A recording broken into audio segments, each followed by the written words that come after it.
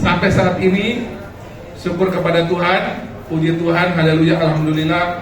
Sampai saat ini kekompakan, soliditas, dan jiwa petarung kami semua ini tetap ada. Sekali lagi terima kasih buat teman-teman dari Peradilan Senior. Sebagai laporan Bapak Ibu, para senior-senior yang ada di Jakarta, yang sebagian di antara juga sering kita ketemu di sini, para pengurus Ikatan Keluarga Flobamora, Ikatan Keluarga tingkat 2 Flobamora, dan juga ada dari Forum Pemuda NTT, dan banyak lagi yang lain yang ada di sini. Dari dulu itu Pak Viko dengan Pak Pauluseno kompetisi, sekarang masih harus berkawan, ya. Sama kayak saya dengan Pak Ansi dan Pak Simon Kamlasi, setelah habis pemilihan harus berkawan cepat biar kita masih bicara satu sama lain, masih saling urus ke depan.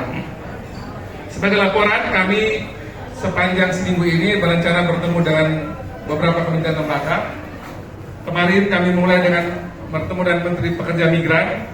Kami banyak bicara tentang bagaimana pekerja migran dipersiapkan dengan baik sebelum berangkat ke luar negeri, dan sudah ada pembagian nanti antara kami satu sama lain. Jadi kami akan upayakan bahwa sebelum pekerja migran itu diambil sama perusahaan, kita mesti intervensi agar mereka dipersiapkan duluan, dan mereka harus paham betul ke luar negeri dan menjadi apa itu sudah mereka paham sebelum dapat oleh perusahaan. Dan nanti bersama dengan Kementerian Pekerja Migran kami akan mengupayakan hal ini bersama-sama sampai di tingkat desa sebagai basis persiapan di sana. Kemudian dengan Menteri Bappenas, Pak Menteri Bappenas itu mulai dengan hampir menangis bicara soal NTT. Jadi Pak Rahmat Pambudi itu dia menangis duluan, bicara tentang bagaimana dia sedih melihat anak NTT. Jadi di sana kami banyak bicara dengan beliau, dan bahkan setelah pertemuan beliau membuat semacam task force untuk mendukung NTT, terutama di aspek menjadi pusat industri garam dan kemudian juga rumput laut. Jadi komitmen yang hebat dari Pak Menteri akan kami follow up di kemudian hari. Segera. Sorenya kami ketemu dengan Menteri Koperasi, ini teman lama, Budi Ali Setiadi, yang biasa kami panggil Muni, juga sama memberikan gambaran tentang bagaimana koperasi Desa Merah Putih harus dikembangkan di seluruh Indonesia, khususnya di NTT, dan NTT provinsi pertama dan menjadi pilot project untuk gerakan koperasi Merah Putih yang akan dibuat di seluruh Indonesia, dimulai dari NTT. Terakhir kemarin kami baru memahami bagaimana pola ataupun nanti strategi ke depan dari pengentasan kemiskinan dan juga kemiskinan ekstrim dan hampir rentan miskin. Dari ini juga mungkin sahabat banyak orang di sini, saya kira sahabat mungkin dari Kahoning, sahabat dari kita semua yang teman-teman aktivis 98, Budiman Sujatmiko yang sekarang menjadi Kepala Badan Percepatan Pengentasan Kemiskinan BP Taskin. Gaya khas aktivis masih belum hilang dia gambarkan bagaimana strategi kita mengatasi kemiskinan dan kemiskinan ekstrim dan rentan miskin.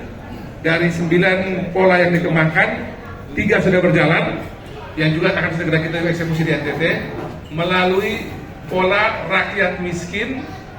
Dia kerja juga untuk dirinya juga dan oleh dan untuk dirinya juga.